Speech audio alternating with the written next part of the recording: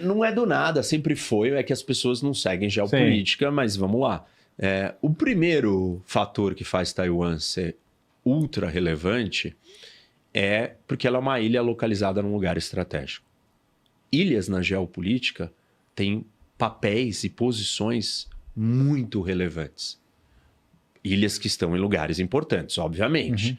Por exemplo, Cuba. Por que os Estados Unidos é obcecado com Cuba?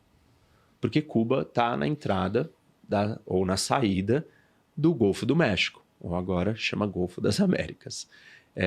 E o que tem no Golfo do México? Os Estados Unidos têm a maior terra contígua, arável, de clima temperado, produtiva do mundo, que é o Midwest. E é uma terra muito rica. E você tem um rio que corta aquela região de ponta a ponta, que é o Mississippi. E ele vai desembocar exatamente no Golfo do México. Ou seja, você escoa a sua produção, cai no Golfo do México. Só que Cuba está colocado bem na saída.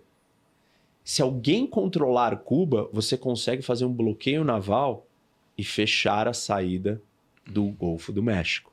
Você estrangula a exportação americana. A mesma coisa é possível ser feita com Taiwan. Existe uma cadeia de ilhas que a gente chama de First Island Chain, primeira cadeia de ilhas, que você vai descendo do Japão, Okinawa, Taiwan, Filipinas, você faz uma volta e um cerco à costa chinesa.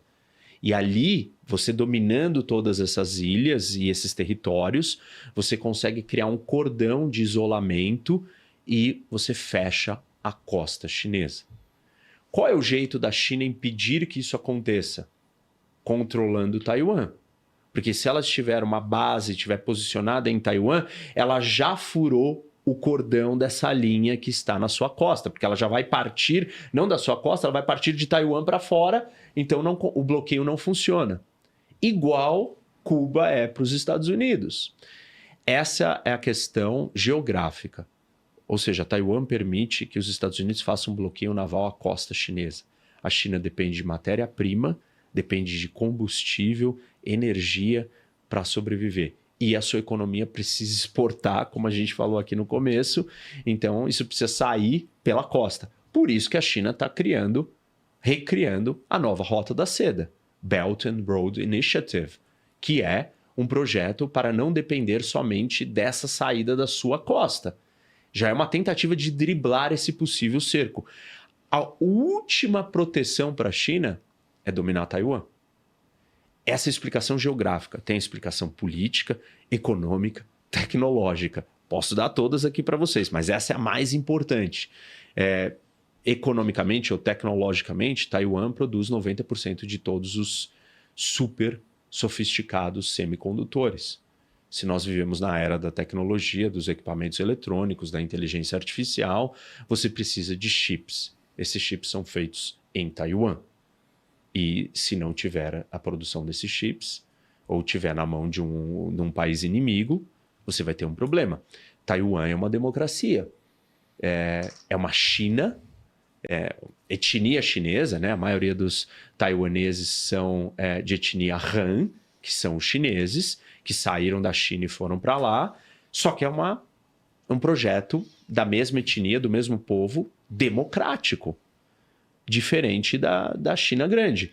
Então você tem o confronto do mundo autoritário ditatorial, que é a China continental, contra um mundo democrático.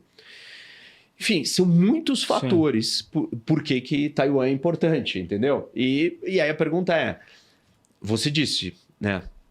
Kaique disse que a China, que os Estados Unidos com certeza vai defender Taiwan. Até então, todo mundo tinha essa certeza. No governo Trump, essa certeza não é tão clara.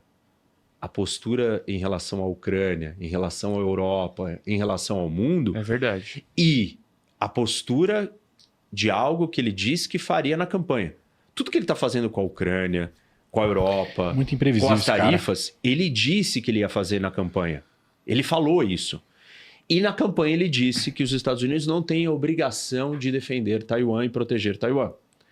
Então, a gente não sabe o que vai acontecer em relação a Taiwan. Se ele entregar Taiwan para a China ou não proteger Taiwan, Muita gente vai dizer, pronto, então não vamos ter terceira guerra. Não, não é pronto. Você simplesmente pegou o problema, levantou o tapete e jogou ele para baixo, escondido. Por quê? No dia que os Estados Unidos abandonar Taiwan, o Japão, que é um dos países que tem o maior número de bases americanas, a maior base aérea dos Estados Unidos na Ásia está localizada em Okinawa, que é um território japonês. O Japão vai se sentir abandonado e o Japão vai mudar a sua constituição para começar a construir um exército, e uma coisa que ele vai fazer imediatamente é se tornar um país nuclear. Ele vai construir uma bomba atômica. E aí a Coreia do Sul, que tem 30 mil soldados americanos lá para proteger, para proteger o país da Coreia do Norte, vai olhar e falar assim, abandonou Taiwan, o Japão está construindo bomba atômica, o que eu tenho que fazer? Eu preciso construir bomba atômica porque o meu inimigo, a Coreia do Norte, tem bomba atômica. E aí você tem 2 novos países com bomba atômica, mas eu já tinha comentado que a Alemanha e a Polônia já estariam pensando em bomba atômica, dado o que está acontecendo com a Rússia e os Estados Unidos abandonando a Europa. Porque eles vão precisar se defender se os Estados Unidos não vai mais defendê-los. E aí você tem 4 países com bomba atômica. Nessa situação, você não pode virar para o Irã e falar, você não vai conseguir ter legitimidade ou empenho ou coordenação ou força para virar para o Irã e falar assim, você não vai ter uma bomba atômica. E o Irã, que já tem um programa nuclear avançado, vai falar, tá mais do que na hora de eu ter uma bomba atômica.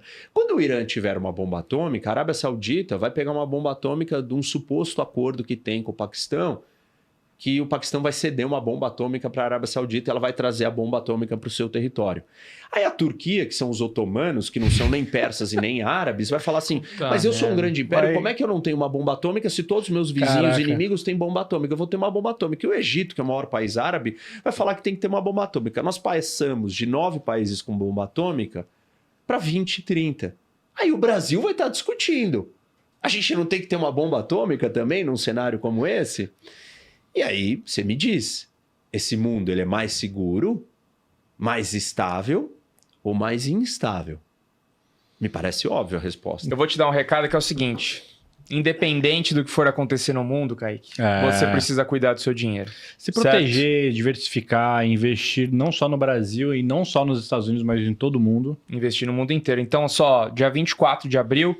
Tá chegando, é o aniversário da Finclass e aqui pelo Primocast você vai poder assinar a Finclass de uma forma vitalícia, tá? Então você vai assinar uma única vez, com 50% de desconto, você vai ter Finclass aí para sempre. São mais de 70 cursos, 2 carteiras recomendadas atualizadas. Só a carteira recomendada você já recupera facilmente aí o que você vai investir aqui na Finclass. Fora que são conteúdos novos todos os meses, tem 5 bônus incríveis. E nele, num dos bônus, é o curso do Thiago do 1.000 milhão. Pô, legal. Que não é mais vendido, mas agora dentro da Finclass, para os assinantes, está 100% disponível. E lá tem uma comunidade onde os investidores conseguem conversar e passar por esses momentos mais turbulentos com mais calma, porque tem um time de analista que responde e tira todas as dúvidas dos investidores. Isso é bom mesmo, tá bom? Então eu vou deixar aqui para vocês... Link na descrição, QR Code na tela, se inscreva. Eu acho que você vai poder comprar só no dia 24, tá? Então você vai entrar numa lista de espera, é uma condição especial que acontece 1 ou 2 vezes no ano. Então aproveita para você assinar e aí você não vai ficar sofrendo com o aumento dos preços aqui, independente aí dos estresses do mundo.